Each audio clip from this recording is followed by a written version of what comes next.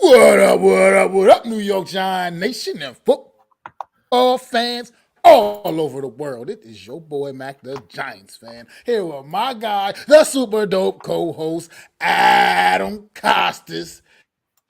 Y'all know what time it is. It's time for the real deal NFC East Round-Up. Punch that intro.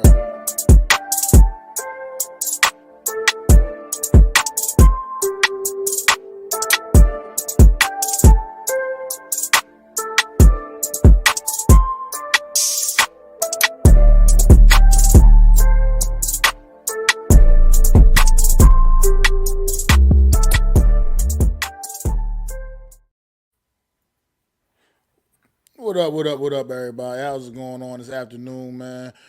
It's schedule release day. So me and my guy Adam, we here to talk about it, man. I hope everybody's having a great day, man. We're gonna start looking at some of the things we know. We don't know everything yet, but we know a few things here. We got the full Eagles schedule leak. We got the full New York Giants schedule leak, and we know who the opponents of the Cowboys and the Commanders are as well. So we can start talking and breaking down some of their games too. And how you doing today, Adam?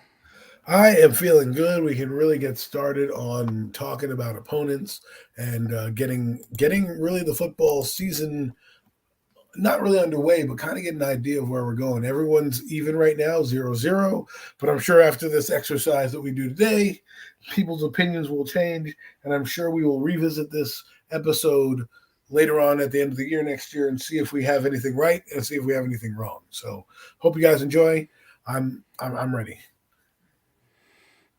Yeah, New York Giant Nation, man. I love y'all all, man. But I might leave y'all with a little sour taste in y'all mouth today. I'm no Oh more than boy. optimism. Like last year, I was very optimistic about last season. I'm not setting myself up for that kind of a failure. I'm not giving you the fluff. If you want to hear the fluff, you came to the wrong channel, man. Like for real, you came to the wrong channel if you want to hear the fluff. You want to you're gonna get the real deal. You're gonna get what we know as it is in the standing, how things stand in the month of May 2024, going into this, getting ready for this upcoming season. You're not gonna get no, oh, Giants is gonna win 12 games, because there's no way in the world anybody with a real football IQ can look at this right now and think on paper, as we know things, as things stand, at this football team is going to be like a 12-win team. Now, sure, would I love to be wrong and that happen and be the case? Sure, I would love for that to be the case. But guess what? As what things stand right now in the month of May, whether you like it or don't like it, I hate to say it, but myself personally, I feel like the New York Giants are the fourth best team in the NFC East Ooh, on paper, as things stand in the NFC East right now. So that's what you're gonna get. You're gonna get that. What's going wow. on, normal guy? And appreciate you. What's going on, Alex? Thanks for Yes, stopping in, I, man. I agree, Alex. 3-8 is brutal. I mean, it's just this Take schedule. me Like with I you to believe Cleveland. Adam was talking behind before we came on, man. Honestly, like you just said, weeks 3 to 8, absolutely brutal. But the reality Murder's is, row. this team can start the season off. Like I said, 0-8, legitimately, it could happen. It could go down kind of like that. That would be ugly. It would be terrible. But it's the reality based off of what we're looking at here. Like, and Adam, you made a good point before we came on. Like you said, weeks 1 and 2 are absolutely critical. Weeks 1 and 2 are critical to how this season may or may not go, man. Because after that, like you said, we get to Cleveland week 3 and so forth, man. It's just going to be some tough sledding, man. And honestly, Minnesota and Washington weeks 1 and 2, they're nothing to No really gimmies. sneeze No at gimmies either, either. man. I mean, just so we can get into that, I don't mean to cut you off, but they're thinking the same thing we're thinking. If we think that we can beat the Vikings, who are a little bit better than us in the standings, they're thinking the same thing. Why can't we go 1-0 against a team that is 6-11 that was in disarray most of the season? Why can't we go? So don't think any of these teams are taking us lightly. So I know that the Giants may be favoring some of these games, and we're going to talk about it as we go. Don't let that blur your vision. What's going on, Miz, man? Thanks for stopping in. Appreciate you. I mean, I love your optimism, Miz, but I look, I love this team. I love this team dearly, man. But last year, man, I came in this. came into the season, so much optimism about the New York Giants, and all they did was come out there and let me down week after week after week.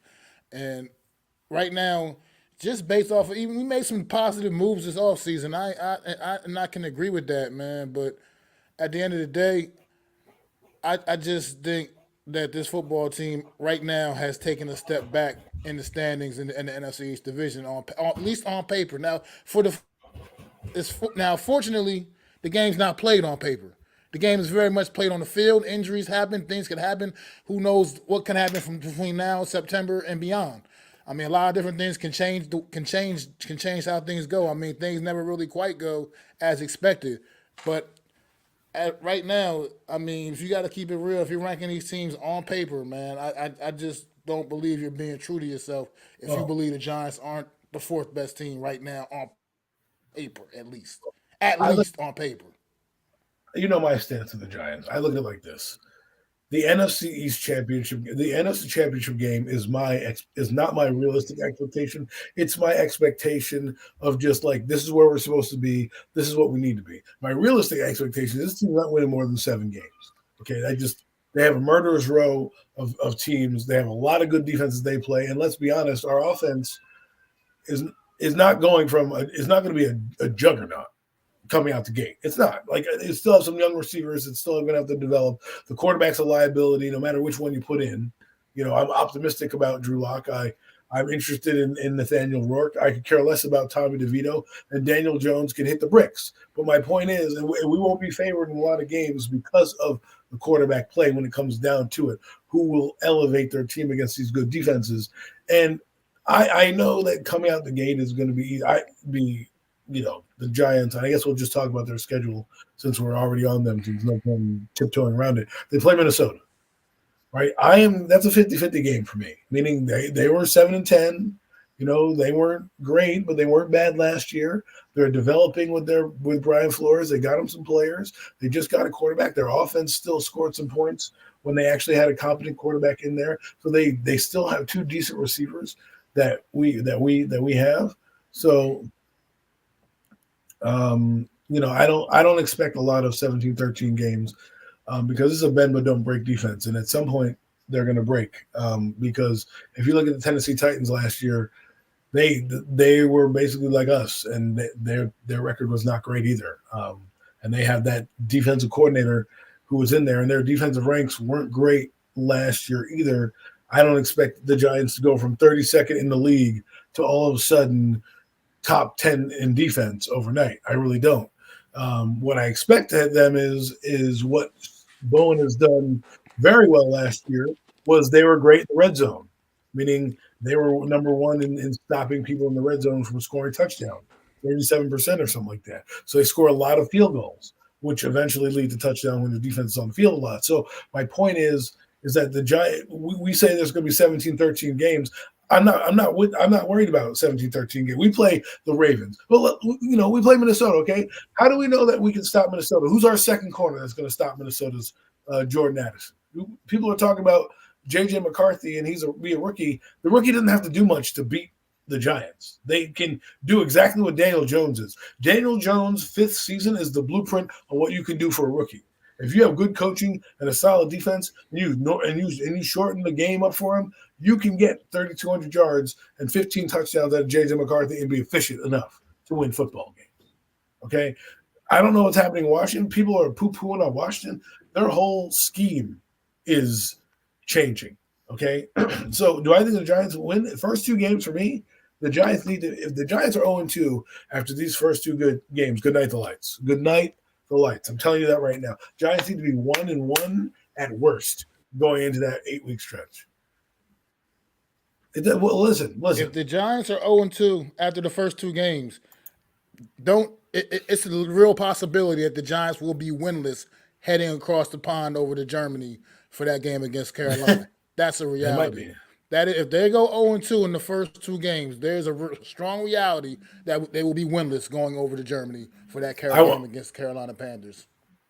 I want to make a point here. Okay, Minnesota's got an offense, but who's starting QB? Rookie first game on the road versus our defense. Do we even know if our defense is good? Last year, our defense ranked 32nd in the league. Okay, they kept us in games because they had turnovers. Now, do I think this defense is going to be box office? No, but they will have a pass rush. Yes. Do I think that they can be had? I do. But we also got to think about this. You're laughing at a rookie.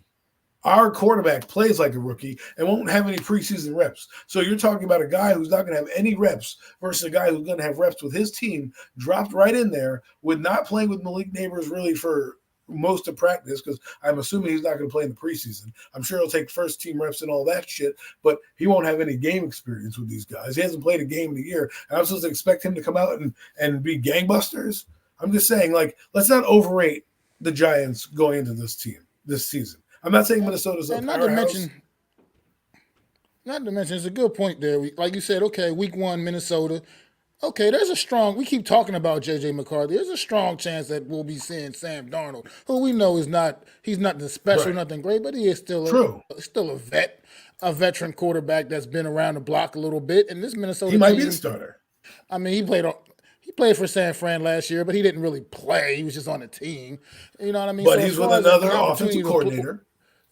With an opportunity to actually play and get on the field, this is probably at least the best offense he's definitely been a part of. I mean, considering all things considering throughout his whole career. So who knows what you might get from Sam Darnold or J.J. McCarthy week 1, whichever one it's going to be.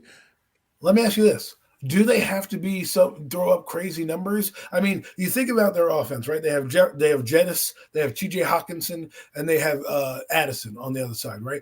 You put in Sam Darnold there, right? Everyone talks about our weapons and what our quarterback is going to do with the weapons he got. What does Sam Darnold have to do? Turn and throw the ball to his playmakers, and against our second corner that we have no real. We're missing McKinney in our secondary, who's very good. There's going to be some exposure there, and the only reason I say that is this: McKinney masked a lot of the problems that we had in the back end because was smart. Don't just let the defense fool you from last year. It may take some time to gel. It's not the same defense that they're running. They're not running Wink Martindale's defense. They're running Shane Bowen's defense, which means they might go from a 3-4 to now a 4-3. So you change the whole game up now. Plus, they were the worst run defense in the league, one of the worst run defenses in the league last year, and we lost Leonard Williams. Okay, so teams, if I'm looking at to defend the Giants, I'm looking to run the football, which Minnesota can do. Okay, and I'm looking for short passing games with my receivers because I want to beat the Giants, and then use my play action game to go over the top because guess what? You're going to have inexperienced safeties back there. I like Jason Pinnock, but Dane Belton hasn't played that much. And again, you're learning a new defense. It's not like these guys are coming in learning. That's what I'm just giving you the factors to don't just rest on your laurels. The Giants are going to come in and just beat down this either rookie QB or Sam Darnold because let's be real, we have some holes going in. We're not perfect, and there's some things that can be had that could expose us down the road. And our depth is going to be a lot of young players, right? So, yeah, you can coach them up. I've seen it before. But listen, let's be honest. You could still have a good defense and be a shitty team. And, Look, Justin Jefferson, Jordan Addison, T.J. Hawkinson, that's all real to me. Those are top players at their positions in this league. I mean, and that's Giants are going to have to contend with that on the Minnesota defense as well. I mean, we can talk about how we feel about Sam Darnold or J.J. McCarthy being a rookie. Justin Jefferson is absolutely one of the absolute best top 2-3 receiver in this league without question.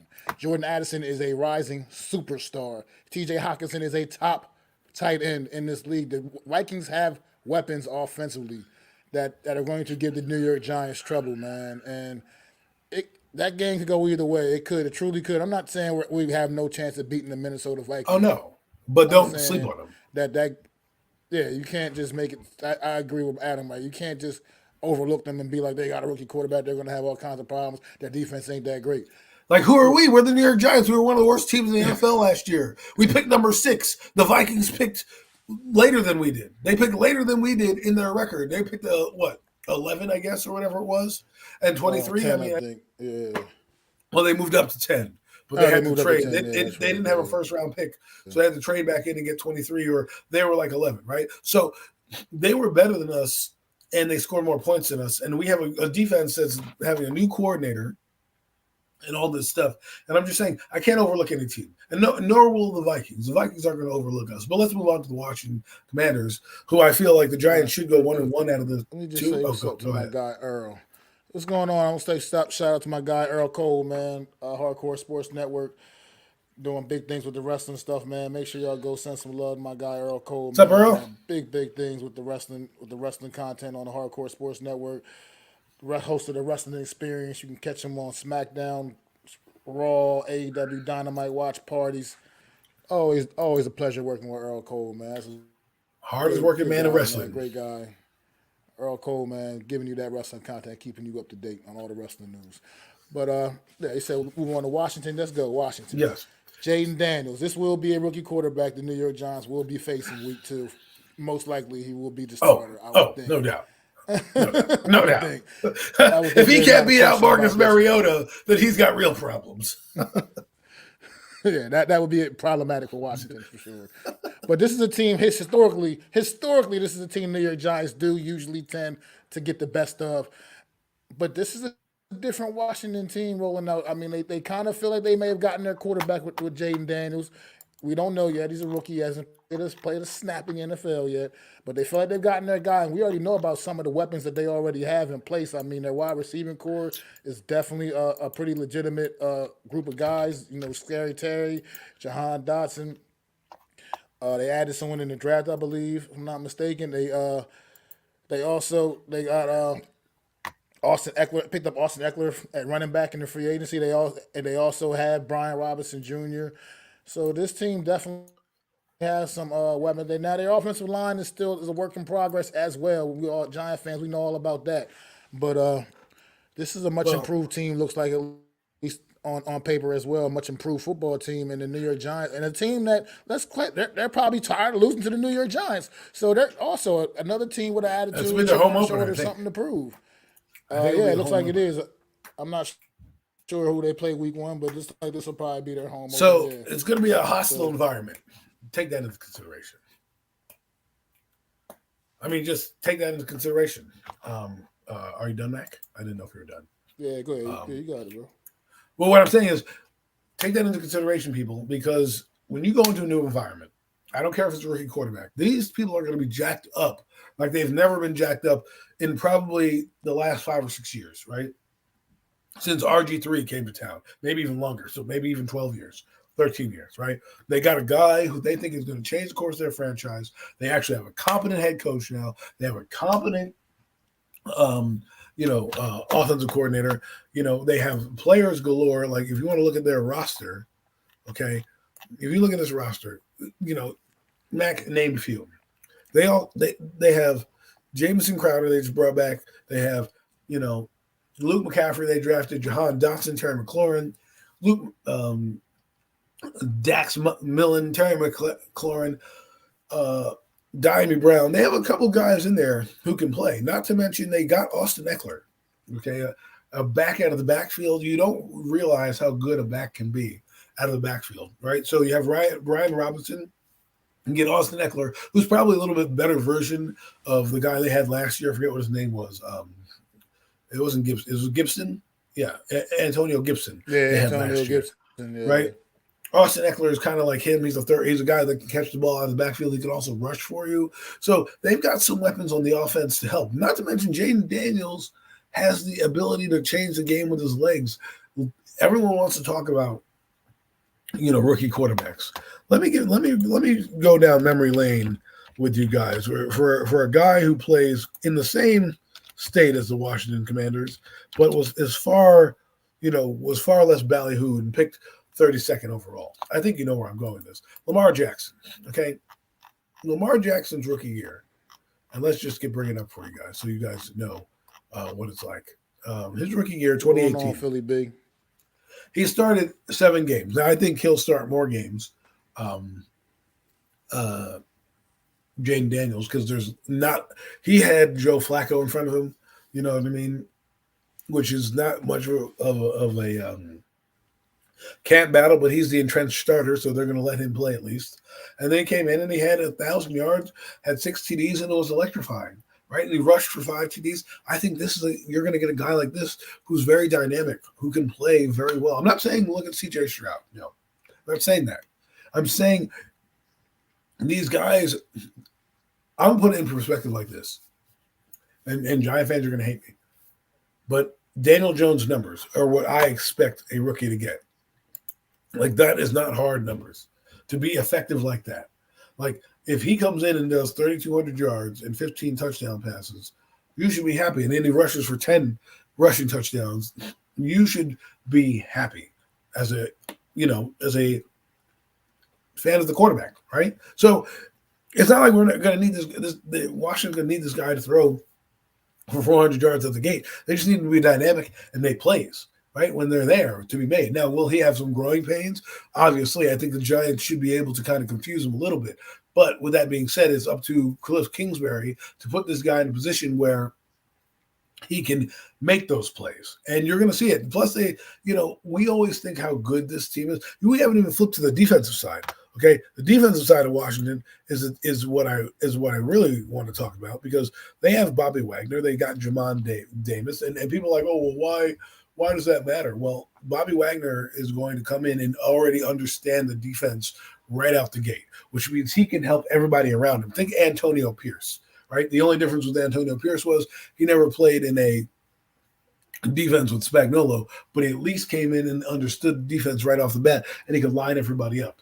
And he knew it inside and out. And you don't know how well that helps your defense when you have a middle linebacker like Bobby Okereke. You think about the Giants' defense, they have Bobby Okereke in the middle, right? Kind of manning that middle, helping out the defense. This is the same thing with Bobby Wagner. I think that's going to allow them to do a lot of things. Their secondary got a little better. So this is not going to be your average team. Now, do I think the Giants can win this game? Absolutely. Do I think the Commanders are going to give them 6 turnovers like they did last time? Absolutely not. I don't think they're going to be that careless. Last year, they had Sam Howell throwing the ball 40 times a game. And I know people are shitting on Sam Howell. I think he might have a bounce back in Seattle. You got to think that kid threw for 3,800 yards and 21 touchdowns. But he was throwing like 40 times a game. I know he threw 21 interceptions, but he was throwing 40 times a game.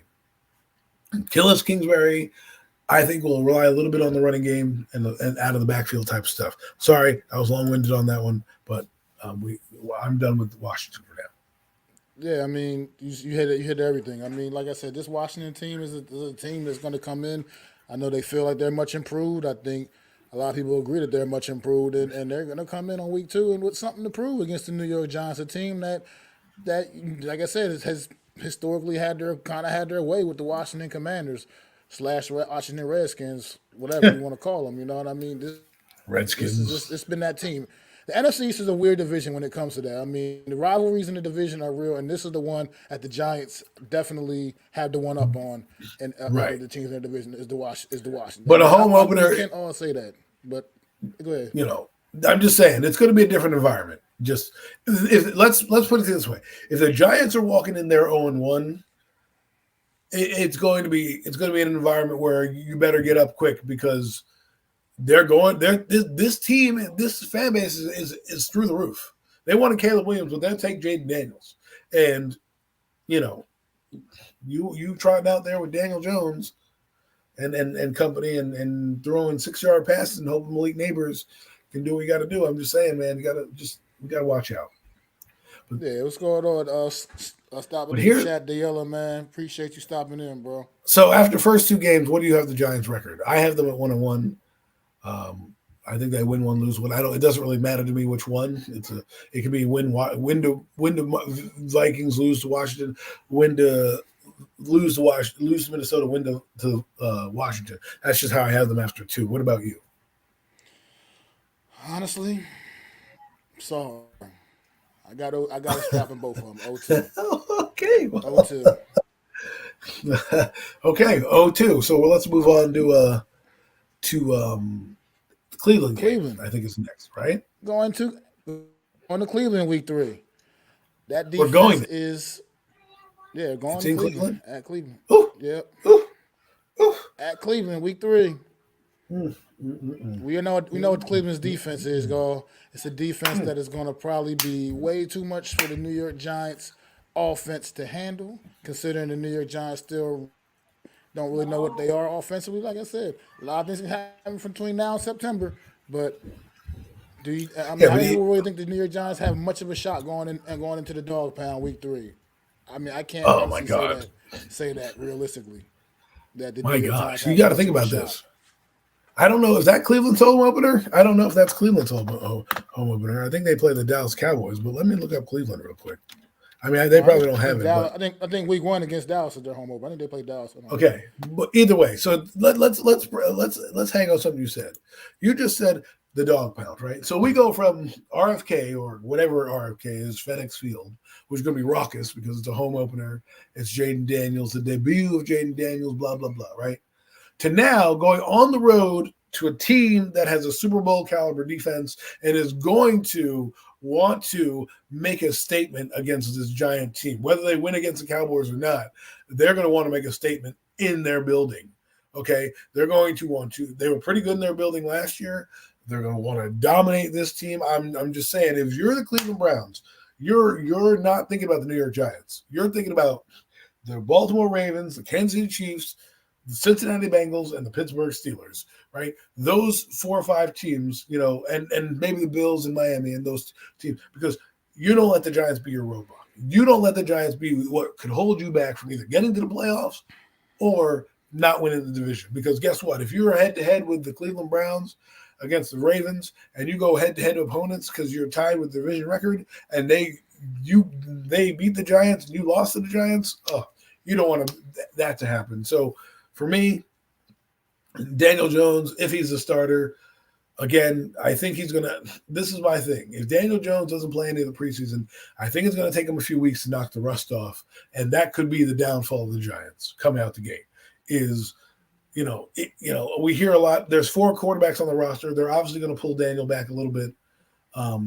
right now with Nathaniel Rourke, Tommy DeVito, and Drew Lock. If he were super healthy, they wouldn't have put in a waiver claim for Nathan Rourke. They're probably going to, ease Daniel Jones in. So that means he probably won't have football shape really until week 3. And now you're playing one of the best defenses. This could look like the 49er game of last year. That's how good this defense is. The Giants are not on the level of Cleveland defensively. They're not there yet. And I expect them to be there, because we're in year 3. But the roster indicates to me that we're not on that level yet. And Cleveland's going to bludgeon us. They're not going to do anything crazy. They're just going to pound the rock, and then they're going to – Myles Garrett's legit. I mean, I know we got Brian Burns and we got all these things. They're going to be disruptive against our offensive line.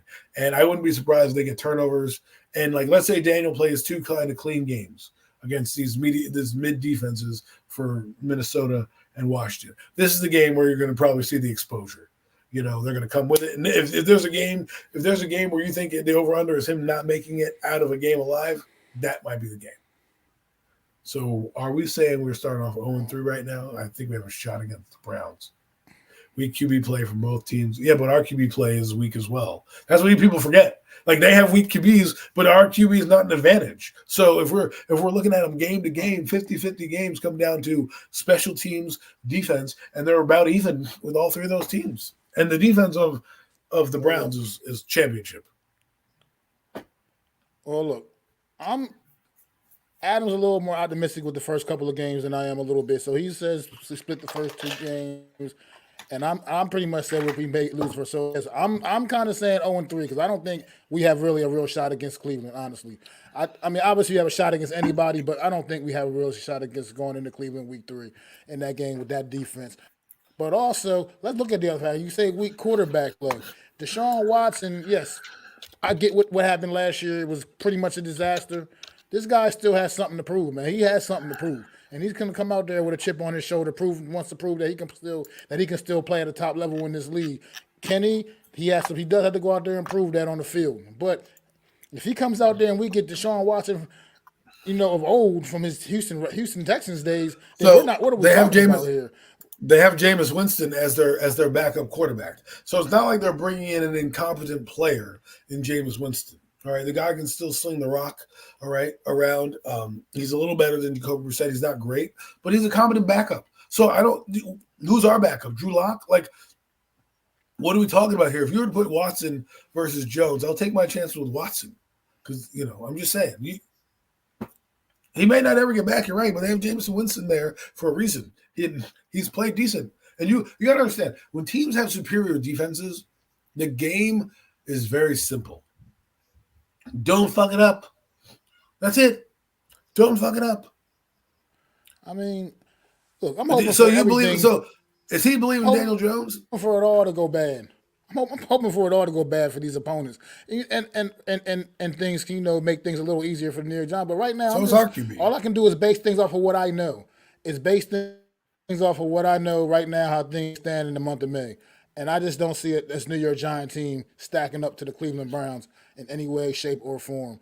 I mean, they're still a team they're gonna come heavy with the run game, no matter who the hell they got running the ball back there. That's what that team does. They play good old school football, man, and actually they play the kind of football that I love, the kind of football the New York Giants used to play back in the day that made me love this football team. They have a great O-line. So, I mean, this football, I just don't see. I don't really see much of a chance here against the Cleveland Browns. I really don't. This starts an absolute murderous row of games, as we were discussing earlier, too. By the way, Well, what's next? What week now? Are we now? Because week four, guess what? After we follow up the Cleveland Browns by having a short week, having to play Thursday night football at home versus the Dallas Cowboys, a team, as we know, who absolutely is a thorn in the New York Giants side as well.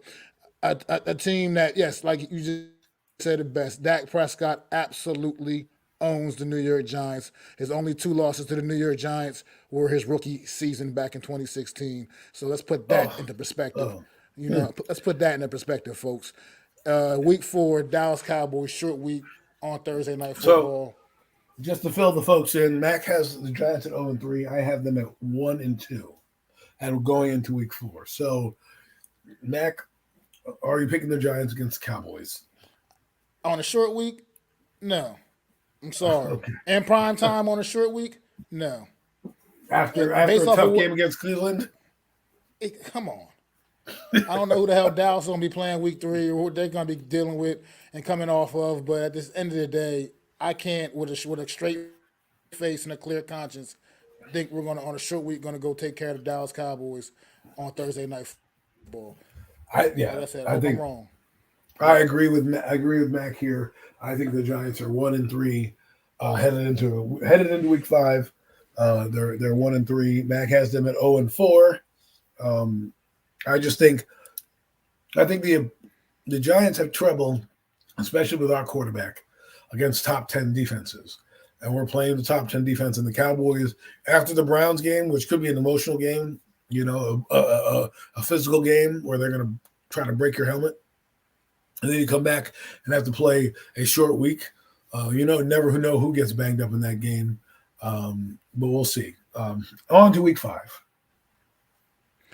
Well, week 5, here we go. Out to the Pacific Northwest to take on them Seattle Seahawks, a team that absolutely humiliated the New York Giant team on Monday Night Football last season. I mean, absolutely embarrassing loss on Monday Night Football season to go to the Seattle Seahawks team. Going out to Seattle, and this is a strange thing. I don't really know what to expect from this team. Last year, the wheels kind of fell off on this football team a year ago. Geno Smith kind of started to slowly kind of come down to earth a little bit, looking kind of more like the Geno Smith we actually know, as opposed to the Geno Smith from the season prior, where he had a career year and earned this big, huge contract. But this Seattle team is still, they're still going to be a solid football team, fundamentally sound. They've added Sam Howell as the backup quarterback. We don't know how that's going to play out. But I think it'll work out for them. They're definitely going to be a football team that's going to run the football pretty well. And they have some legit weapons on the outside still. I mean, those receivers didn't go anywhere. DK Metcalf is still very much there. Tyler Lockett. The kid they got last year, JSM or whatever his name is, that guy. Yeah, Kobe Smith and Jigma. Disappointing rookie Jackson season Smith and a little bit, but he had a good game. He developed rookie season, but he was developing as the season went on. He absolutely was, and their defense is still pretty solid.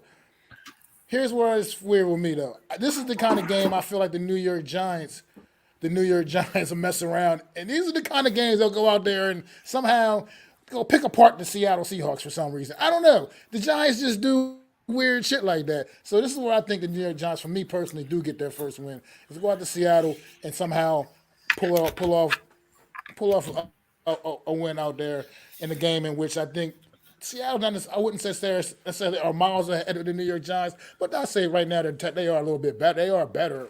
I think most people. I think New York They Giants will beat definitely be us last underdogs. year. Well, the last 2 years They'll they beat definitely be us. underdogs in this game. Yeah, they'll be underdogs in this game for sure. But I think that I think this is somehow the kind of game the New York Giants go out and figure out a way to somehow win the football game because they just do things like this every year and they get everybody all hyped up. Oh yeah, went out there to Seattle, one of the hardest places to play. We beat them. Yeah, and then that's just the Giants do stuff like that. They do it. They do it. They do it for a couple games like that every year. So Well, I, I don't know what to say. That's I wish I could be as optimistic about it as you, but the Giants lost them 2 years in a row and have no advantage whatsoever. I thought if they played at home after the long week, because now they're going from the long week to the Pacific Northwest, they should be well rested. I want to believe they're going to win this game here, but I have a sneaking suspicion that Seattle understands who we're bringing into that building, and they're not going to be intimidated whatsoever at all. That 12th man knows who the Giants are. We don't know what Seattle's schedule looks like. This could be the game they're thinking their get-right game. Remember, they were a couple spots below us. They finished kind of with a similar record as we did. They were in a lot of games. They scored a lot of points last year. And I think that if they shore up their defense a little bit, which was bad last year, they can win. I think what we need to worry about is the run game because the run game is where I think the Giants' defense is going to be its weakness. It's real Achilles heel. You can only pass rush for so long, and while Dexter Lawrence is a great pass rusher, they were running by him last year as well, and teams are going to figure out how to run against his defense.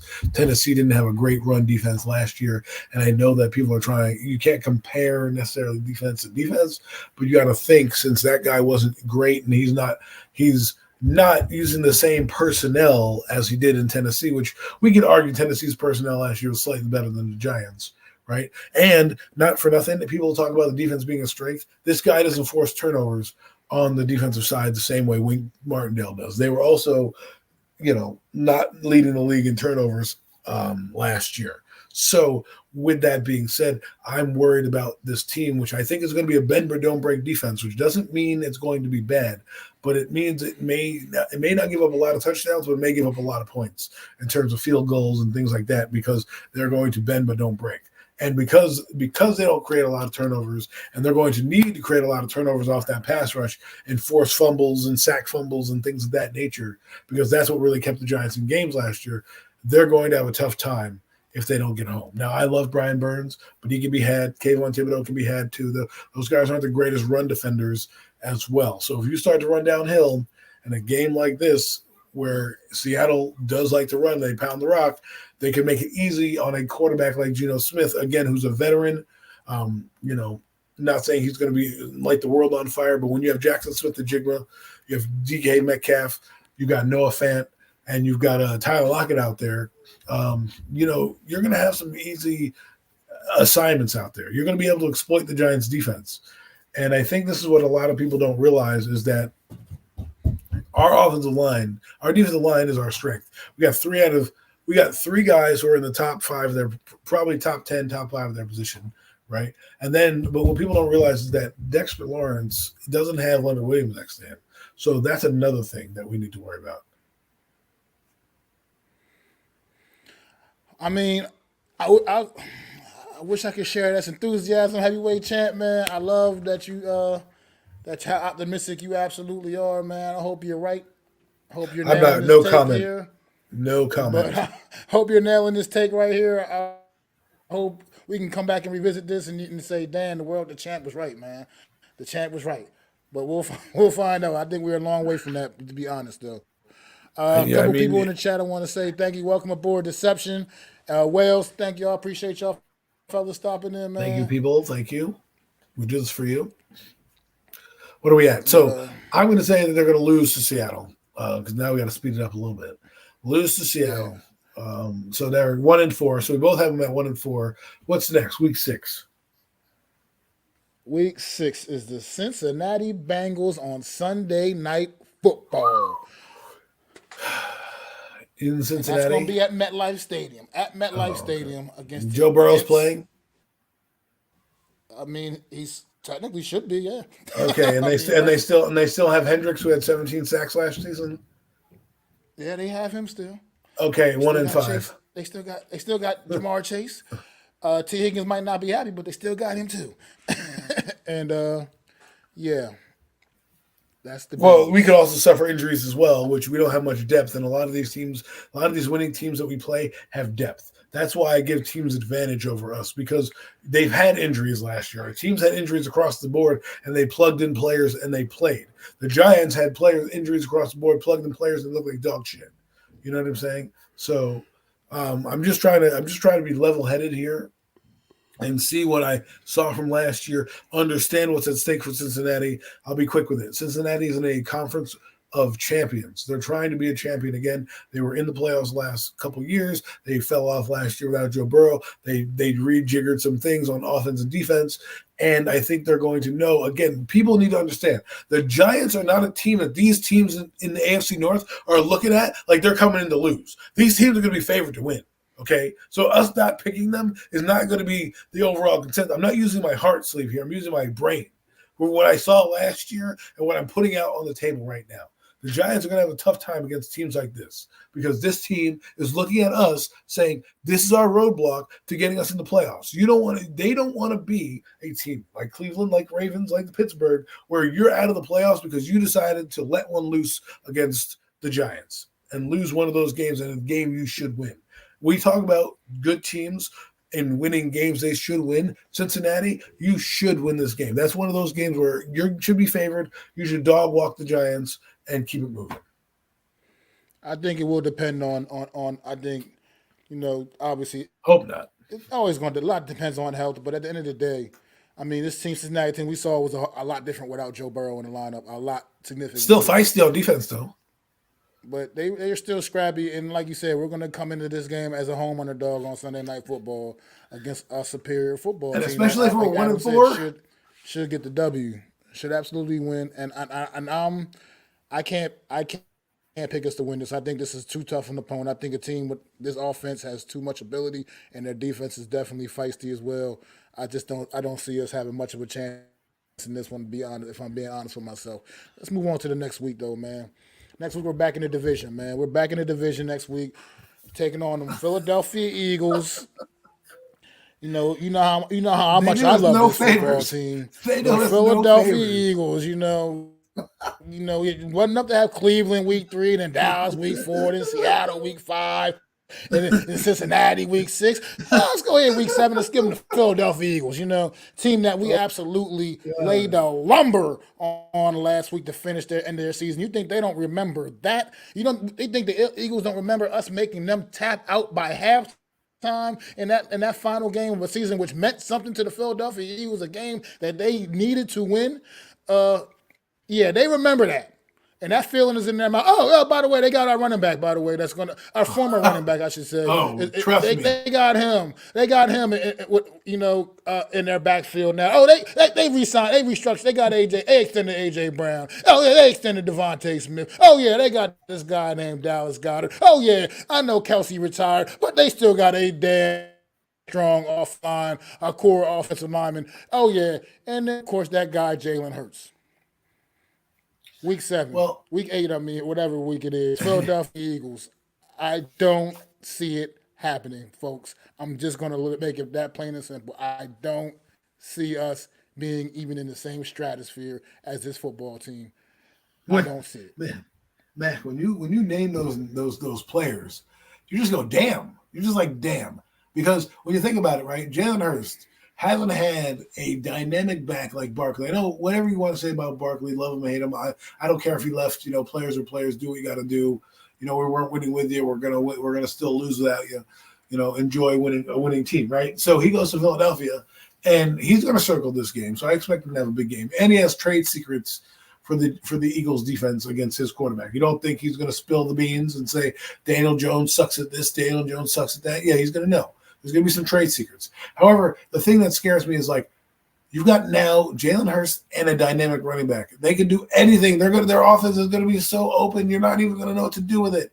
Is he going to pitch it to Barkley? Is he going to throw it to Barkley? Is Barkley going to go out and pass play?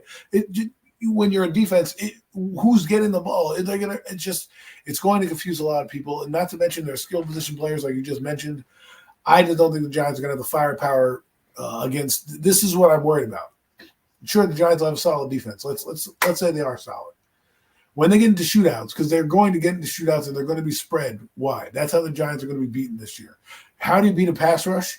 You spread it out. You spread the defense out, and you get the matchups that you need.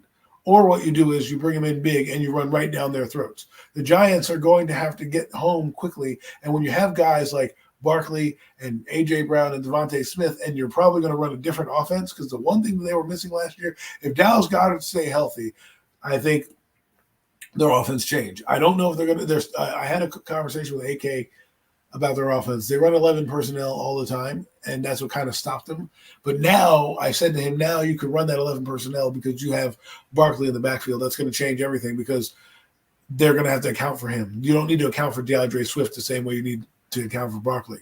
So if they still run 11 personnel next year, it's going to be a little different. And I think they're going to beat the hell out of us. So that makes us 1-6, 1-5 on my book. Damn.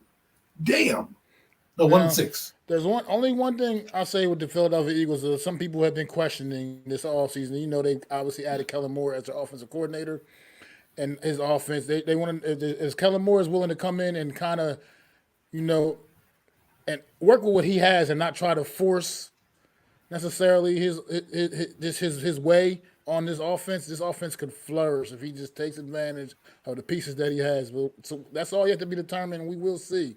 But right now, based off of what we know, there's no way I'm picking the Giants to beat this Philadelphia Eagle team. This team looks like an absolute juggernaut. We didn't even talk about some of the moves they made on defense to hopefully improve what was the absolute Achilles heel of their football team a season ago, which was that defense. We didn't even discuss that.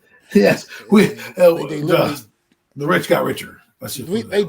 They literally drafted two of the top two, 3 cornerbacks in the NFL. Not to bring back C.J. Gardner-Johnson on both of them. And yeah, C.J. Yeah, so look, let's move on. Okay, following after the Philadelphia Eagles, Week 8, back to prime time, Monday Night Football at the Pittsburgh Steelers. Oh my God! How could I? I want to give a win somewhere to the Giants so badly, but these teams are just. Their mission is different. The Steelers are a little bit of unknown, as far as they got a good defense, bro. But they have I understand that. But let's face it, this team is I think this is possibly a type of game you could possibly still figure out a way to maybe squeak something out in. You don't know what to expect with Russell Wilson back at quarterback now, or is it going to be Justin Fields by that point in time? We don't know we don't have any idea what could happen with this Steeler team. But offensively, this team still leaves a little bit to be desired, at least until they prove otherwise. And they're not necessarily going to go out there and blow you away, throwing the ball over the yard, putting up points all over the place. At least we don't think so. Defensively, though, they are a problem. They will be hard to do anything to move the football on. I think T.J. Watt will come out in this year and make a statement and say, I am the best defensive player in the league. Give me that goddamn award. It just keeps eluding him. Watch him have a career night against us. There's a strong possibility that could happen. On Monday Night Football, with the entire world watching in the New York market, I could just see it. Just T.J. Watt, sack number 6. Daniel Jones carted off the field. You know what I mean? It's crazy. I mean, for me, I don't know how I feel about this game fully. I think the Steelers do still get the job done. I think the Steelers beat us. I think they're still just better than us enough that they'll still be able to take care of business. The thing that I worry about is the Giants don't have a lot of experience on the offensive side of the football in terms of the wide receiver position. Okay, Darius Slayton, kick rocks. Who cares about that guy? But the top three guys, Wandale, Hyatt, and Neighbors, right? These are defenses that are going to come in and try to basically eliminate, not worry about Devin Smith, Devin Singletary, and try to stop the run like that. They don't need to man the box. They're going to try to let Daniel Jones beat them in the passing game. And this is where I worry about when we have to rely on him is what I'm worried. And we play good defenses in the Steelers. And, let me ask you this question because, you said quarterback play. Russell Wilson had like 3,000 yards last year and 26 touchdowns, right? If he plays that way for the Pittsburgh Steelers, do we not think they're going to be a playoff team? They were a playoff team last year with Kenny Pickett. I mean, that's what I'm just saying. Like, that's my question. Is like it could be, but this division it's by far the toughest division in football, the AFC right division. You're right. talking about 4 really good football teams. Well, they just need to make the wild card. I mean, that's what they made the wild card last year with Mason Rudolph and Kenny Pickett. And all I'm saying is, if you were to ask Mike Tomlin and he told you, and he said, listen, if I can get Russell Wilson here, who had a solid year for Denver, well, I mean, it wasn't great, but it was a solid year for Denver in terms of just what you're expecting. If I get that year out of Russell Wilson, I do believe that the Pittsburgh Steelers will be fighting for at least the wild card playoff spot. And what I mean, is these teams are on a different mission than the Giants. The Giants are supposed to be building. That's what I want to see. I don't care about wins this year. Build this team, build a foundation, do what you got to do for the next fucking quarterback that comes in here, okay? Do that. Establish yourself, get an identity going. Don't need to worry. However, Pittsburgh, they don't have time to lose. You're bringing in Russell Wilson. You're trying to win games. They're going to look at the Giants. Again, I'm telling you, these teams are circling the Giants on their schedule as we need to win this game. We need to get this game because when it comes down to the playoff race, at some point, these teams will need these wins to get into the playoffs because the stacked deck is high, right? You have Kansas City, who might take a step down, but you still have all these other teams. The Ravens are still in their division. You still have the Browns, who we think are going to take a step up. Cincinnati, this team was 9-8 last year on the cusp, so they're going to want to fight. So that's what I worry about. So, anyways, I don't know if they're going to win. I'll give the Giants a win here, though. So 2-6 for me. 1-7, I do believe. I'm still at 1-7. Yeah, I'm at 1-7. I still don't give us the nod against Pittsburgh. You said I made a video about it. Just the running backs we play this year are insane. Barkley, Jonathan Taylor, Henry, Bijan, Chubb. I don't know about Chubb yet. I'm not sure if he'll be ready to go week 3, but Harris, Warren, Chardonnay, Kenneth Walker. Yeah. Exactly. Yeah. And we lost Leonard Williams. It's craziness. It's absolute craziness. And who? And Jordan Phillips is going to be your starter. That guy was a wash in Buffalo. Okay, and I'm supposed to believe that guy you paid no money. And Nunez Roches is a run stuffer. Yeah, I like these young guys that we talked about, and we hope that they develop. But there's a reason why they're 5th round picks, fellas, people, audience. Anyone. There's a reason. P.J. Riley, DJ Davis, and I love the names, love it all. But again, there's a reason it's 5th round picks. I hope they exceed those expectations. But I'm a little worried about this team. Anyways, 2-6 for me, 1-7 for Mac. We got to keep going because we have another team we got to kind of do. And versus next week, week 9, we got the Washington Commanders again to finish up this season series. I think this is where we get this. I think we do split with the Washington Commanders, and I think this is the one that they win at home in MetLife. I think they'll find a way to beat that division rival that they always seem to have success against. And if Daniel Jones is still at playing at the quarterback position at this time, he does notoriously have great games against the Washington Commanders. If he's even healthy for that game. So yeah, if he's out there still and he's healthy, I think I do believe the New York Giants will figure out a way to get the season split with the Washington Commanders. That's how I feel about it. Well, I already kicked Daniel Jones out of the game against Pittsburgh. I said that's where he'll probably get injured. So I'll say the Drew Lock era. I think they can have a chance to win this game. I'm going to give them a W here because I think what I'll do is I'll take away the Minnesota win and give it to Washington. Say they split here. Washington wins at home. The Giants lose at home. they'll win here. So 3 wins for the Giants. I think with the Drew Lock-led New York Football Giants, I think they'll win their games. So they'll be 4-6. No, 3-6 here, and right in the thick of it. Yeah, I got them at 2-7. I think 2-7. I believe I got them at now. Uh, so following that Washington game, New York Giants take a little trip across the pond over to Germany, Munich, Germany, to play the Carolina Panthers. Will be a home game, Carolina Panthers, over there in Munich, Germany. Now, I think New York Giants do go in there and over there and get the W. They play well when they go Yes. across overseas. And also, I think Carolina Panthers is maybe they're definitely the one team for sure that I can say I feel I can speak with confidence that I think we are definitely better than in this league going into this league entering this season. And I say that pretty confidently. I think this is the one team that I can feel like we're better than the Carolina Panthers. We just need to go in there. This could be the first time we're even favored this season. It could possibly be the first time we're favored this season. Is this game over in Germany against the Carolina Panthers? And I think the New York Giants do take care of business over there. I think this is a game, since I gave them Pittsburgh, this is a game where the Giants let down. They overlook, right? They just got off a high win against Washington, and I think if they beat Pittsburgh, right, the 2 back-to-back wins are kind of feeling themselves, and they lose to the Panthers, and they're now 3-7 with a letdown here game against the Panthers. Well, I got them at 3-7 as well, but I got them beating the Panthers. Then we got bye. Right, but I just had them beating Pittsburgh, which nobody thought they were going to beat. So you beat Pittsburgh, you beat Washington. Yeah. This is what we do this for. I mean, this is fun. That's why I said this is the fun part. This is predicting wins in May. Like this is always fun.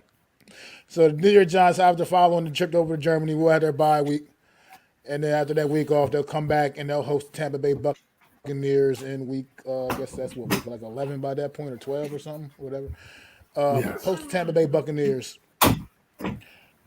This will be a tough game. Tampa Bay coming off, division championship from a year ago and down in the NFC South. Say what you want about the division, but the Tampa Bay Buccaneers, they've got some stuff. I mean, they went out and extended Baker Mayfield after coming off a really good season, strong season last year. Got Mike Evans, locked Mike Evans up. Still gets Chris Godwin. Tampa Bay team will be tough. They'll be scrappy. I think they may be honestly a little too much for the New York Giants to handle. I just think right now, based off of what I can speak of and know about these teams, I just feel like Tampa Bay's got the edge, and I think somehow Giants coming off the bye week will drop this one to the Buccaneers at home. Might be a tight one. This could be a fun one to watch. I think the Bucs are going to beat them, just because, again, if the Giants are 3-7, as we are both predicting, and let's say the Buccaneers are fighting for a wild card, these are going to be games that they are going to look at on their schedule and be like, we need to beat this team. We were a playoff team last year. We need to beat teams like this to stay in the race. You understand? We as Giants fans think there's one team that we love and think that's they're going to beat everybody. But there are 15 other teams in the conference, and all of them have gotten better. And 7 of them made the playoffs last year. 7 of them. And then there are teams that were on the cusp of making the playoffs last year that didn't, and we were like number 11, right? So you still have some of those teams that are still going to be in that mix. Seattle, Tampa Bay, Atlanta. You got the Rams, you got the Cardinals, and you still have the Eagles, you still have the Cowboys, and you still have all the teams that we talk about in the NFC Central, where you have Green Bay, Detroit, the Vikings, and Chicago. So there's a lot of teams going to be fighting for those last couple spots. And if you do the division winners right now, let's just do it off the top. You have the NFC West. We'll go 49ers. Let's just say the Eagles. Let's just say right now the Falcons, and then you say in the North, you have the Lions, right? So let's just put those 4 teams in, right? So then Green Bay went to the playoffs last year. You're going to have probably Minnesota's probably going to be better. They may not be playoffs, but they might be better. You're still going to have Tampa Bay, who's going to be in the mix. New Orleans is going to be in the mix. Okay, still because their schedule, right? That's already 3 teams I've named. Not to mention probably Chicago might be in there. Their defense is pretty good. They're not going to just let their quarterback tank their season. They could potentially have an explosive offense. Potentially. Right, exactly. So there are, I think, other teams in here that have a better, I do believe, offense than the Giants, and I think they're going to be able to do it. And that's why I'm like this game that they're playing against in week 11 against Tampa Bay. To me, that's going to be a loss because the Tampa Bay is trying to fight to get back into playoff contention again against Atlanta, who they see just got a quarterback, and they know that New Orleans is just they retooled their roster as well. So I expect those 3 teams to be in the thick of the wild card race, and in order to do that, you got to be a team like the Giants. So I think the Giants lose 3-8 after bye. All right, now we get to week 13. Another short week and another trip to Big D against the Dallas Cowboys on Turkey Day on Thanksgiving. We got the New York Giants versus the Dallas Cowboys on Thanksgiving for the second time in the last 3 years. And I know this goes against all my conventional thinking. But I think somehow I'm with you, DL, up there. What you said earlier. I also think that somehow the New York Giants figure out a way to beat the Cowboys one of these games this year, and it's going to be on Thanksgiving, man. I think it's going to be a Thanksgiving game down in Dallas. I think the New York Giants go out there and get the job done on Turkey Day, man. I know I sound crazy, Adam. I know you probably think, what the hell? I'll be choking on my turkey if that happens, but I doubt it's going to happen. Dallas plays very well on Turkey Day, no matter what happens. Dak Prescott basically gave us the game last year. We were a better team in 2022 than we are this year, and I don't think we're going to have a great record going into that game. I think we're going to be. If the Giants have 5 wins, it'll be a good game. But if the Giants have like 2 to 3 wins, which we think they're going to probably be around, I don't think the Cowboys do it. I think the Cowboys are going to be like 8-3 in this game, trying to fight for that division. I think they're going to stomp a mud hole in our ass, and I think the Giants are going 3-9, 3-9 after this. So you're at 4-8. I'm at 3-9. So we'll see. Well, what do you know? I got a better record all of a sudden than you. I just surpassed you, Adam. I was playing catch up. All right. Following week 14 now, we got New Orleans Saints coming to MetLife Stadium. It's tricky when the Saints don't usually. A team that notoriously doesn't play well in the outdoor stadiums, especially in the colder months. Especially, I think this is another game where the New York Giants can find a way to get a win here, man. I think the Saints are, they played out in that pretty ugly NFC South division. I think the Giants have a chance here. I think by this point in the season, who knows? We don't know what kind of issue, what kind of things either team's going to be dealing with, but. We'll just hypothetically here. I think the Giants can find a way to pull this one out and get the 5 wins. I think they'll beat the Saints, and so I think 4 wins. So we're at 4, and I'm at 4 and 4-9. You're at 5 and 8. I'm at 5 and 8. Oh man, flirting with 500. All right, now we get to week 15, and it gets real again. It gets very, very real again. We're still staying in MetLife, but we're hosting the Baltimore Ravens. That's loss. Unlike the last time we played the Baltimore Ravens, I don't think we're squeaking out a W this time. I think they're going to come in and beat the living shit out of us. A mud hole in our ass. I think it's going to be an ugly, ugly game, and I think they come in and absolutely take us apart, man. That team is just. They're too loaded right now, and for the New York Giants to deal with, unless barring something disastrous happening to them along the way during their season, I don't see us having a chance in hell. Oh my God! In this game, they're going to be that team is going. They were 15-1 last year, and you think they're going to lose to the fucking Giants, please? No. Plus, like I said, people don't forget. They remember what happened the last time they played the Giants. People don't forget. A lot of those guys are over there, still on that team. John Harbaugh's gonna have them ready to go. And they're waiting to let everybody know how much better they are than the New York Giants, and I think they're going to go out there and prove that on that game, which will probably be the first, probably be some, looks like that'll be sometime in December. So yeah, It'll be December to remember. yeah, and then okay, let's follow that up with a team that I think will be winning their division this year down in the NFC South, and that is the Atlanta Falcons. I think the addition of Kirk Cousins is just pretty much gives that team exactly what they needed, which was a legitimate quarterback. Because if they had a quarterback of Kirk Cousins' level, for instance, last season, they probably would have ran away with the NFC South division, to be quite frank. And at Atlanta, at that point in time, you don't know how important this game is going to be for the Atlanta Falcons. They'll be, probably in the midst of a division title race, whatever, even just playoff positioning in general. Down in the Dome in Georgia, I think the Atlanta Falcons are probably going to clip the New York Giants here and get the job done. I think they're just better. I don't have any other expertise analysis other than that they're just better. I think they're going to beat the Giants as well. Again, they're looking at the Giants as a road bump. That team is trying to get to the Super Bowl, right? They have Kirk Cousins. They've got skill position players all over the field. Okay, they've got B.J. Robinson. They have Drake London, who is a good receiver. They still have Kyle Pitts. I think they added another receiver as well to the mix. So I think they're going to be different. Their defense is pretty good.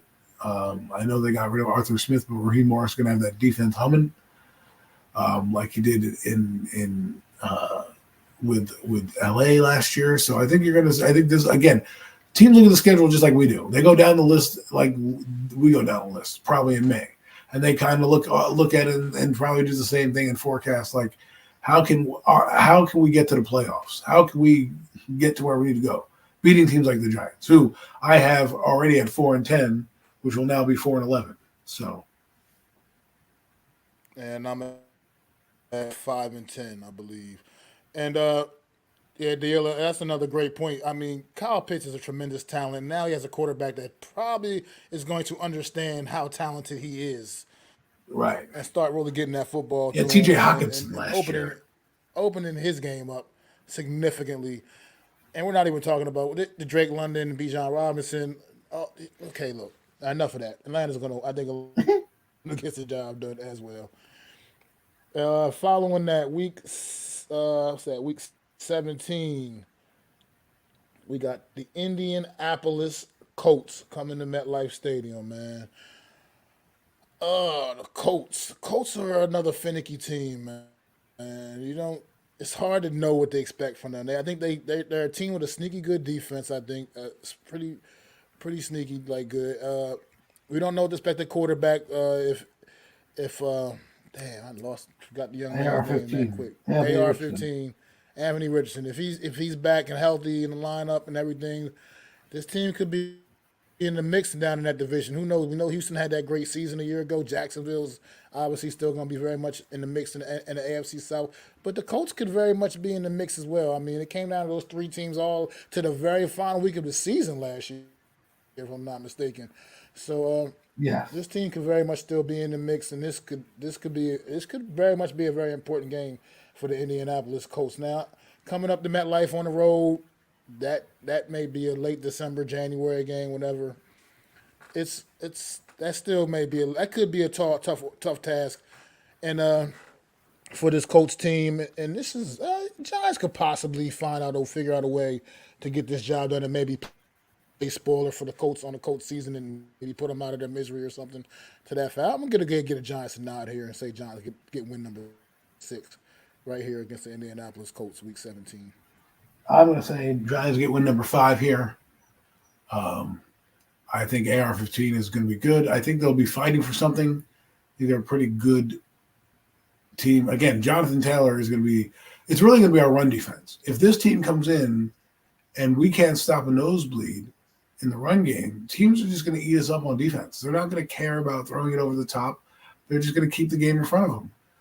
getting 4 or 5 yards a clip. That's what the Eagles did. The reason the Eagles are so good, and I'll quickly say this, is when they get 5 yards a clip, they can open up their offense. Well, if they're getting 3 to 4 yards, 4.5 yards a clip, they're going to be able to throw short passes and dink and dunk down the field. And then our bend but don't break defense, we're going to have to rely on our pass rush to get home every time and not bring a blitz. And then when we do bring a blitz, there you go. That's what they're baiting you into doing. So we'll see what happens, man. I think they'll win this game. I think this will be the 5th win they get. I think the Colts will, stumble here, even though they're fighting for the playoffs. I think they stumble here, even though they're going to give us be a hard team. Well, all right, and then finally, and week 18, wrapping the season up, playing them Philadelphia Eagles once again. Ended the season against the Philadelphia Eagles, man. This game could be for all the marbles in the NFC East. Not between the Eagles and Giants, between the Eagles and Cowboys. but I think this game can once again have some serious, significant meaning for the Philadelphia Eagles, and I don't expect the same result as a year ago to finish the season. I think the Eagles will get the season sweep on the Giants this year, and I think they're going to take care of business once again in the final week of the season, which would have me having the New York Giants finishing at a whopping 6-11. Well, this game, folks, that's what I got. This could go either way for me, because if the Eagles have it wrapped up and they have a bye, they may not play their team, so the Giants might have a chance to win the game at that point. But I don't think they're going to win the game, so I have them at 5-12, which was kind of odd because I had them at 7 wins. But I think a lot, that might change. But last year I said 7 wins, I got 6. This year I said 5, and you said 6 this year. I think that's what they'll be: 6-11, 5-12. Yeah, man. You have it, folks. I mean, that's about as real as we can keep it, man. I mean, as far as, like I said, a lot can change between now and the season, and a lot can change throughout the season. But based off of what I know as a football fan, in the month of May of 2024, that's what I got. I got the Giants 6-11. Adam got them 5-12. You got 5-12, Adam. Yes. Unfortunately, and that's just the way the cookie crumbles, man. Just is what it is. Let's move on to the Philadelphia Eagles schedule. We have got their whole schedule leaked too as well. We can go through this a lot significantly quicker. Not going to spend so much time on these games. Well, yeah, because it's not our full team. We're Giant fans, and they don't have the full schedule. So, So, week 1, the Philadelphia Eagles will be. They'll be technically hosting the game, even though it's a technical home game for them, but it'll be played in Brazil against the Green Bay Packers. It should be a great game between two really good football teams. I think the Eagles just have so much firepower right now, man. I know the Packers are a good young team, but they may be. I think the Eagles may have a little too much for them to handle. I think the Eagles get the job done week 1 down in Brazil against the Packers. This is an interesting game for me because I do believe the Packers are going to be fighting for a wild card / division.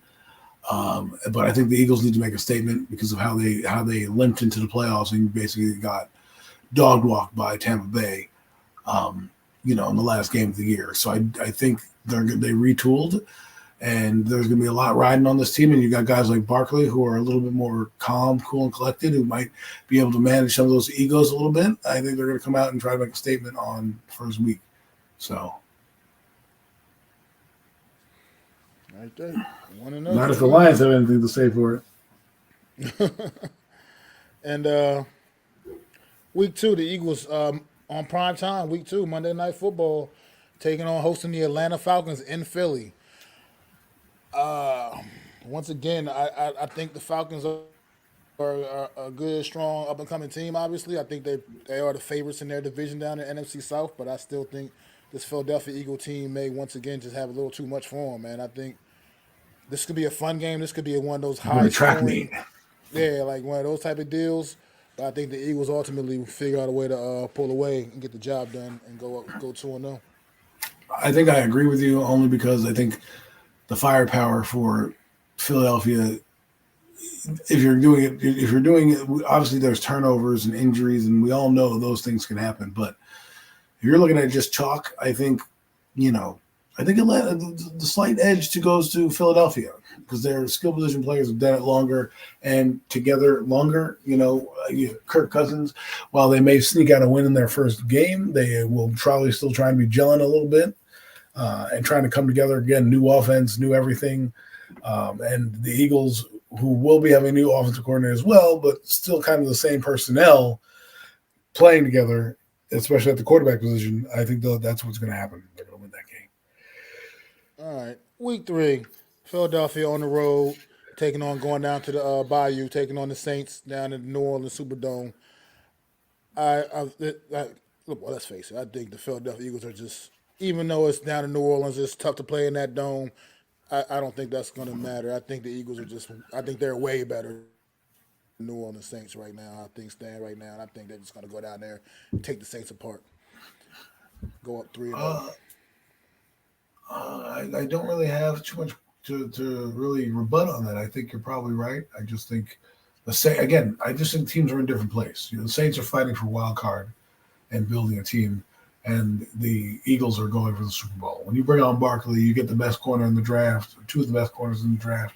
You shore up your defense with the guys you brought in, and then the offensive weapon that you brought in. And Barkley, this is not to go to the playoffs. This is to have a deep run in the playoffs. So, listen, Detroit. Look, you could be right. We'll see. But either one of those teams is going to be the wild card. So that's why I'm saying the Giants have to. They can't. They have little margin for error this year when it comes to playoffs because there's so many other teams that will be, I believe, fighting for those last two spots. So We get the Los Angeles Rams out there in the West, man, out in the NFC West as well, man. That team is going to be right, scrapping too, probably. exactly. So then Um, you got Detroit and Green Bay. So that's already three teams. You have the 49ers, right? And then, like I said, you have the Cowboys and Eagles. That's seven teams, right? That's six teams right there. And then there's one team left fighting for the wild card, right? Another wild card team, which could be, I didn't even say the Atlanta Falcons yet, right? So there's your seven teams right there, right? If it goes chalk, that's what I'm saying. Like there are so many more teams fighting for the playoffs this year than there were last year. Really, it was against Seattle. While you're going up this year, it's going to be Seattle's going to be there. A lot of these teams are looking like, hey, we're trying to get back into that race, and this is where it happens. all right, let's go week 4 for the Philadelphia Eagles, man. Right now, it's like me and Adam both got them 3-0. Week Whew. 4, this gets interesting. The Eagles go back to where their season ended the season last year down to Tampa Bay, man, taking on them Tampa Bay Buccaneers. This could be an interesting game. Man.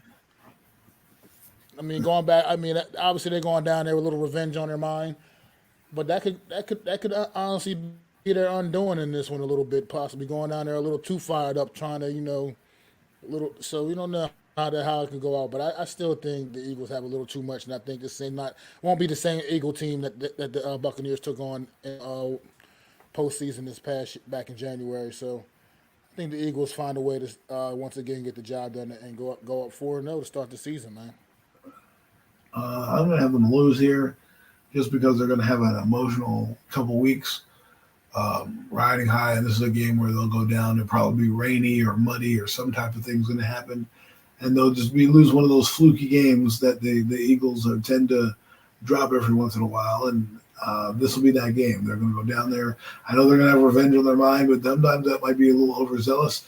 And I think Tampa Bay will also rise to the occasion. So I have it 3-1. They got to lose somewhere. I don't think they're going a perfect season. So No, I by no means. I think that week 5 they have a bye. The Eagles will be on their bye week 5, so they got an early bye. Um, See how that affects imagine, them as well. imagine if they go 4-0 and they're to their bye. My God. But coming off that bye week, business definitely picks up. They will be hosting the Cleveland Browns at the Link. This is where I think the Eagles get their first loss. For me personally, I think this defense comes in and just absolutely wants to prove a point against this high-powered electric all. And I think that the Cleveland Browns take it to the Eagles at the Link and get the job done in week 5, week 6. I mean, Interesting. I'm gonna have them win this game because I think you're gonna have 2 weeks to prepare. Coming off a loss at Tampa Bay, I think they'll be able to get rested and ready to go. And again, like you said, the offense has got to carry them. I think that's what's going to happen. I think the defense for the Eagles is going to be slightly improved, which is not saying much, but I think they'll be a little bit better with Vic Fangio as their coordinator. And I think they're going to come out and we have, we have it the same record as 4-1. Yes, sir. All right, week 7 we pretty much can skip. We already discussed week 7. That's against at MetLife against the New York Giants. We both feel like the Eagles are going to beat the Giants in week 7 at MetLife Stadium. Week 8 we can move. The Eagles will be traveling to Cincinnati, taking on the Bengals. This can also be another great game, another fun one. Uh, I think the Eagles. I think the Eagles. Coming off big win against the Giants or whatever. I think the Eagles will drop the ball here in Cincinnati, man. Going on the road, I think the Bengals will find a way to knock the Eagles off at home, man.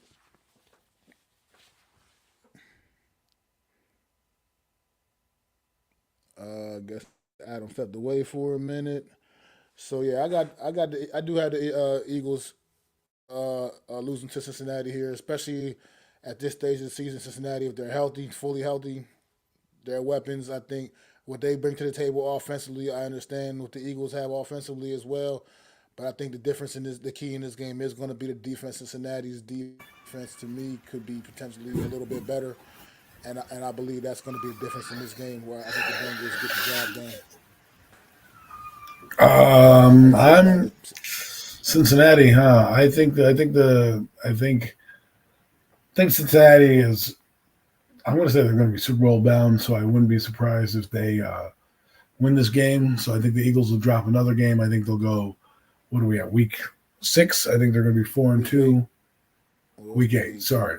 So we'll be 5 and they'll be 5-2 here. So well, no, they'll be 4-2 because they had a bye week. So yeah, I think they'll be 4-2. They'll lose this game here, um, and yeah, that's what I have. I don't have too much. I think the Bengals are just with Joe Burrow. They're a Super Bowl team. So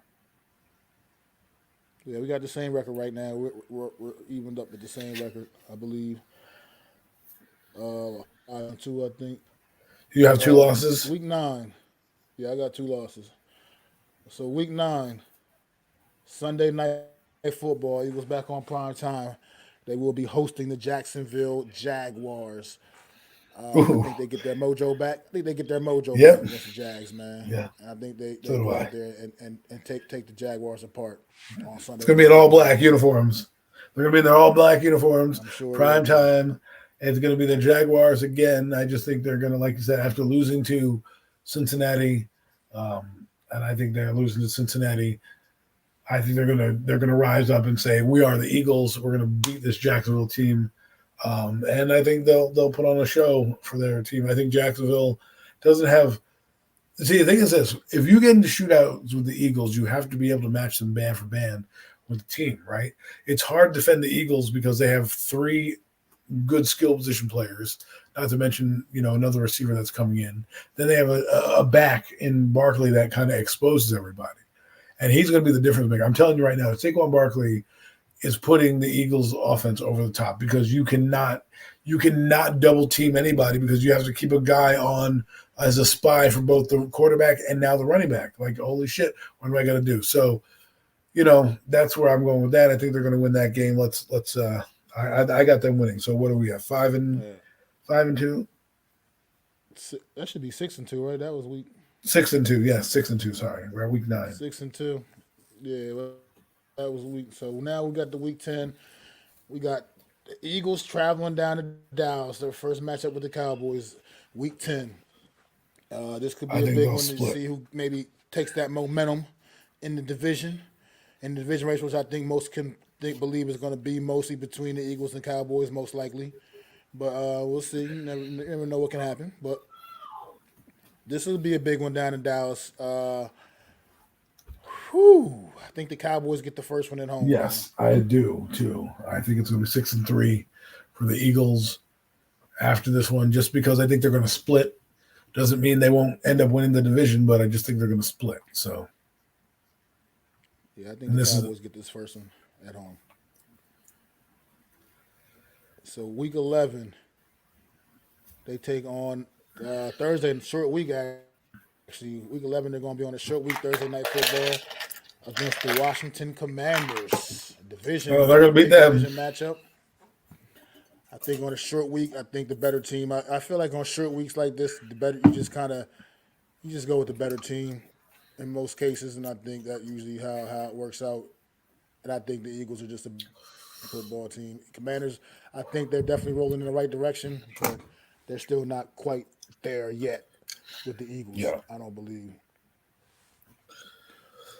So yeah, I agree with Another you. W, So that's yeah. So that's 7-3. 3. Okay, week 12, Eagles, Sunday night football. Damn, back on prime time again. Week 12, Sunday night football, going out to LA, SoFi, taking on them Los Angeles Rams. Hmm. Whew. Ooh. I'm going to say they win this game though. Long week to prepare. Going out there, I think they'll be 8-3.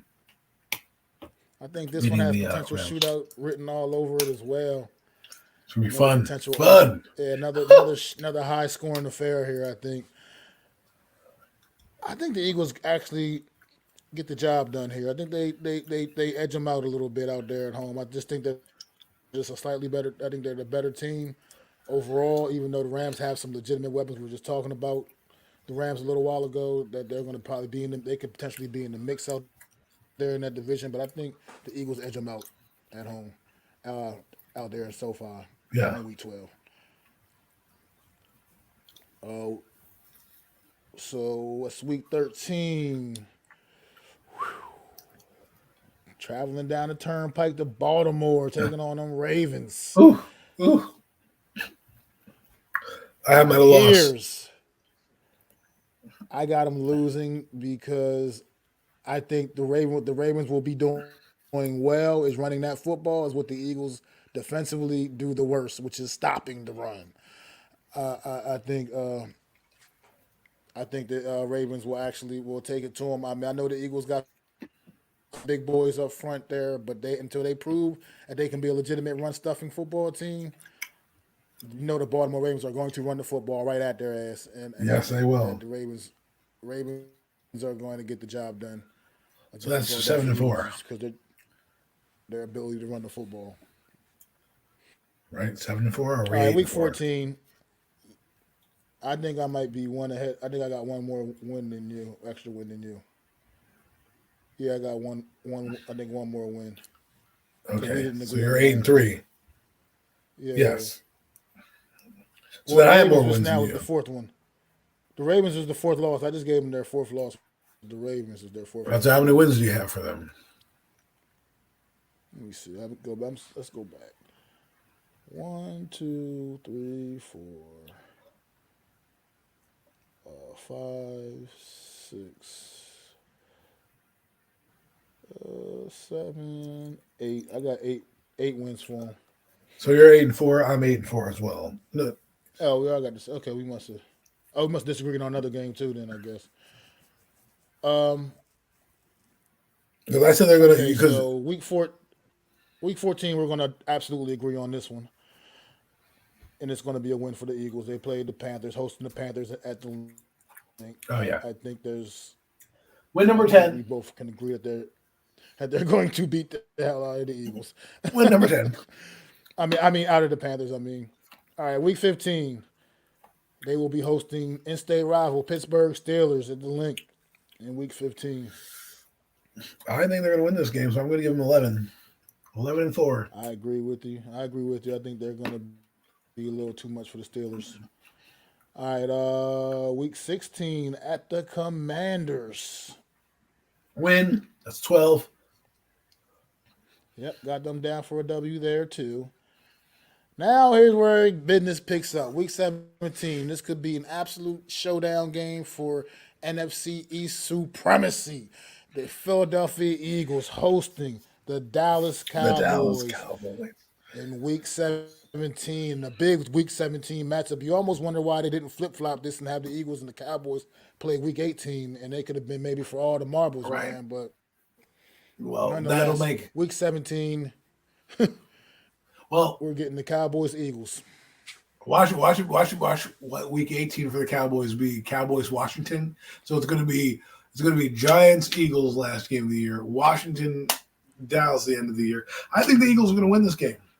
I think the Eagles are gonna win this game. I don't know if that means a division. I think it's gonna come down to week 7, 18 because I think with the split that I gave them, they're going to come down to the game. I think the Cowboys will roughly be around the same record, 12 and they'll be 12 and 5, 13 and 4. So we'll say the Eagles will get win number 12 here, I think, right?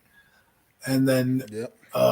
and then next week, so I think at the end of this game, the Eagles and the Cowboys will be tied with the same record, but the Eagles will split, so it'll be 12 and 4 here, going into week 13. Week 18, excuse me. And we know week 18 we discussed earlier against the New York Football Giants, and I think the Eagles do not end their season the way they did a year ago.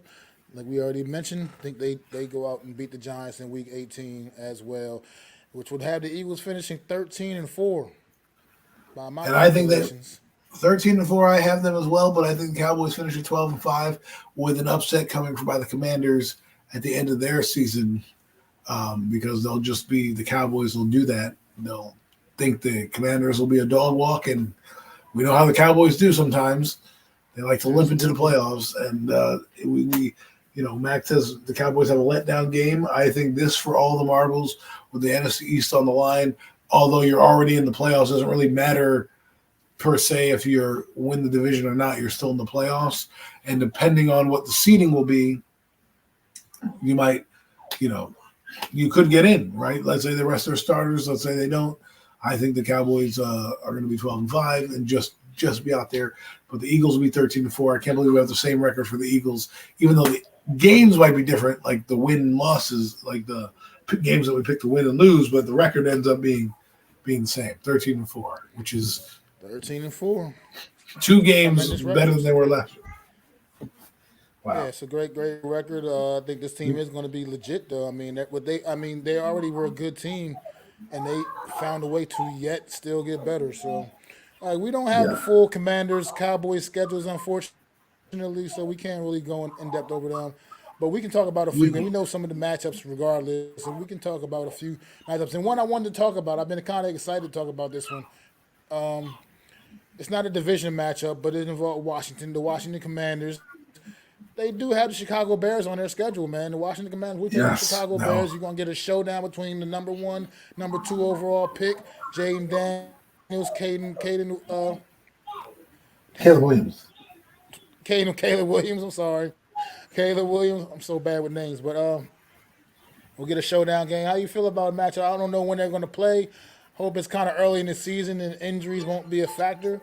I want to see these guys. I want to see these guys go out there and really put on a show, man. These two young quarterbacks that draft number 1, number 2 overall. How do you feel about that matchup? I think it's going to be interesting to see. It's probably be a battle for the Rookie of the Year.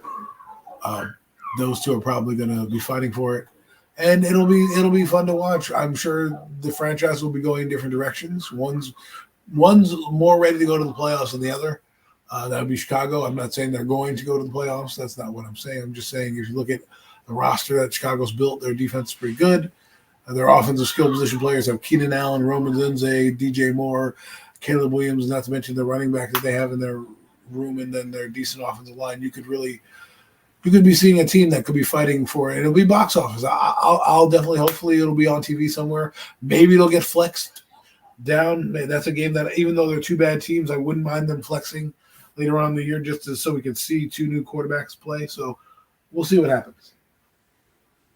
Yeah, absolutely, man. And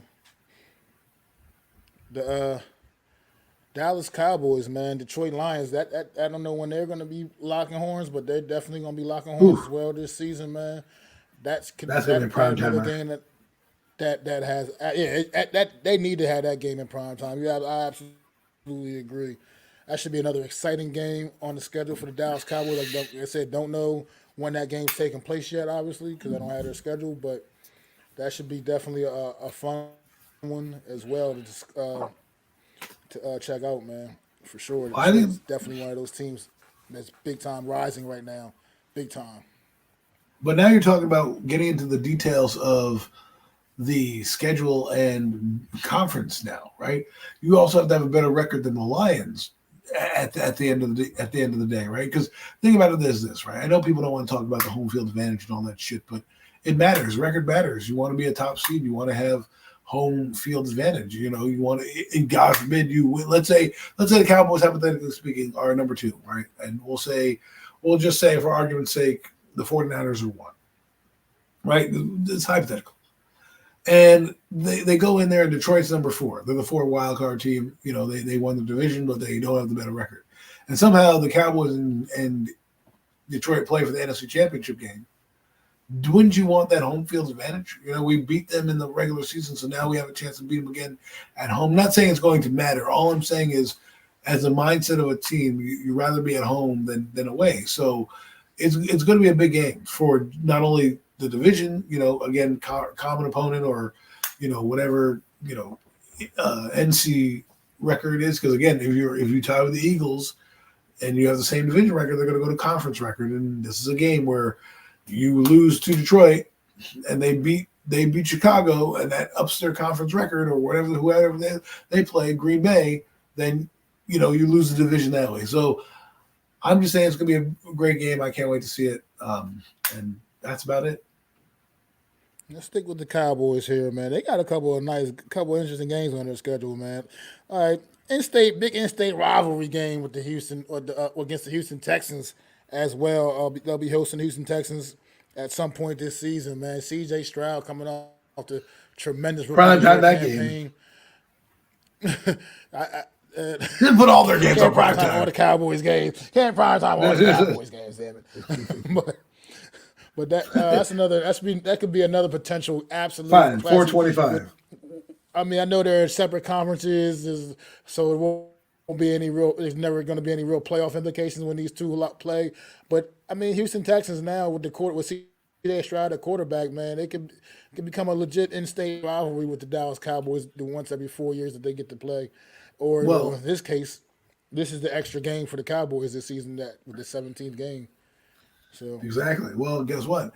If that 18 games happens, maybe they'll do that. Maybe instead of going with another conference loser, maybe they'll go with, hey, let's do a rivalry game, and they'll always play the Texans every year, just like the Giants should have their 18th game against the Jets every year, you know, and just have those kind of games every year where you can establish rivalries. I think the one thing that the NFL lacks is rivalries, because, you know, their team, they don't have that many teams, right? Yeah, and you have rivalries like Cowboys and Giants and all that. But what I'm saying is, like, you have built-in rivalries against the Jets, Giants, the Cowboys, the Texans. You can definitely do St. Louis versus Kansas City. You know, you can do Detroit versus Green Bay, or you can do Detroit versus whoever you want. You know, Cleveland, if you want to do that, or Cincinnati, or some team like that, where you can, you know, kind of manifest Tampa Bay versus, you know, Miami or Jacksonville, you know, like in-state rivalry right there, like kind of build something up. And then every year, boom, they may not have the best record, but hey, maybe you're fighting for the Snoopy Bowl trophy, or, like, you know, the Lamar Hunt trophy, or whatever. I know that's the AFC Championship trophy, but, you know, make up whatever sponsorship you want trophy and win it. And I think it just add a little bit more fun to the season.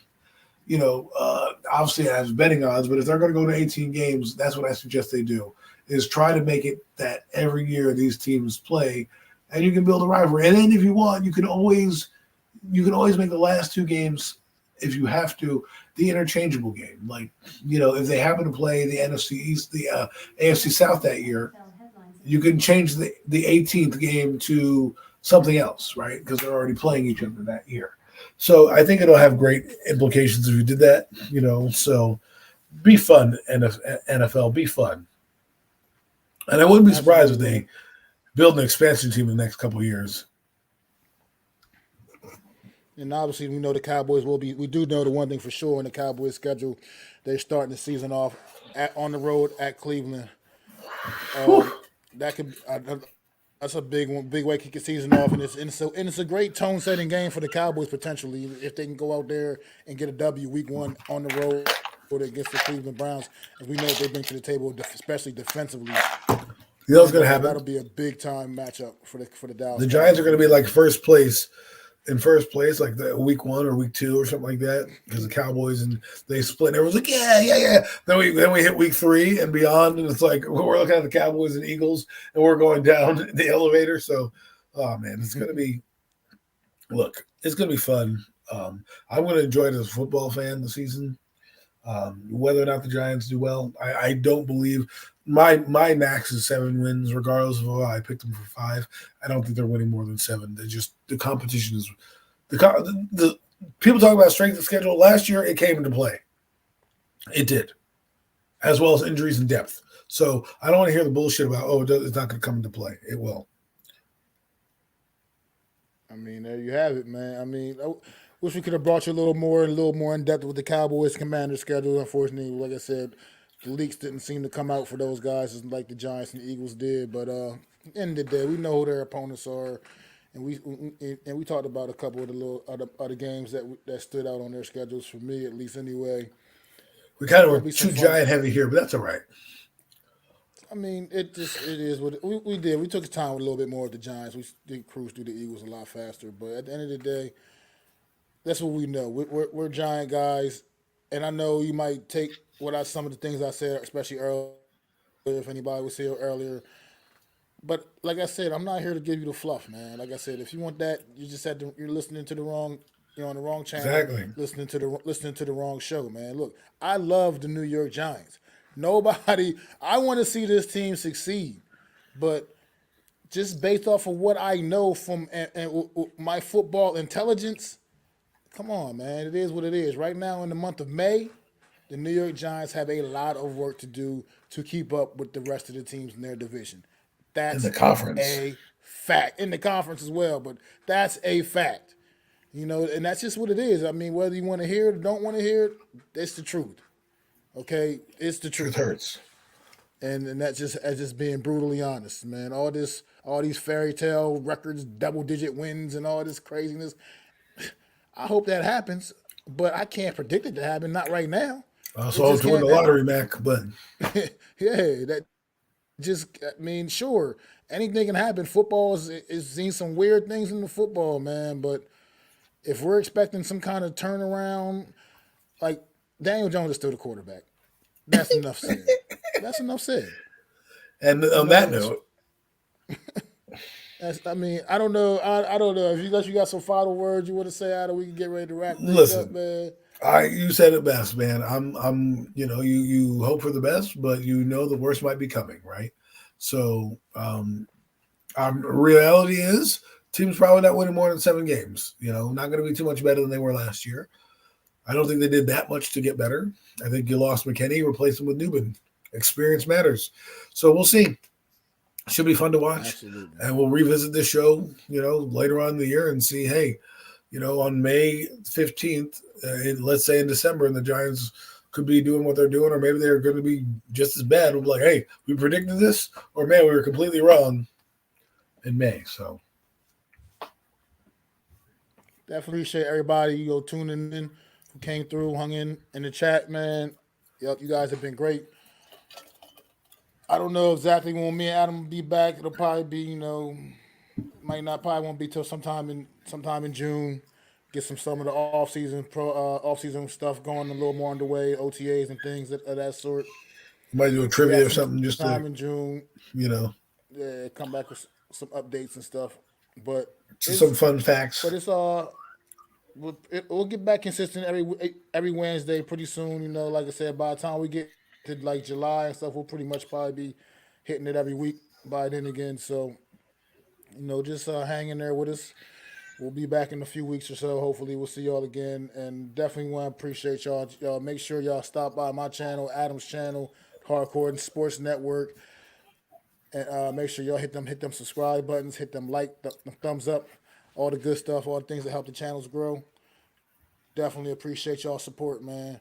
And we'll be coming back at y'all with another edition soon, hopefully sooner than later, with another edition of the Real Deal NFC East Round-Up. Have a good one. I'd like to thank you all for listening.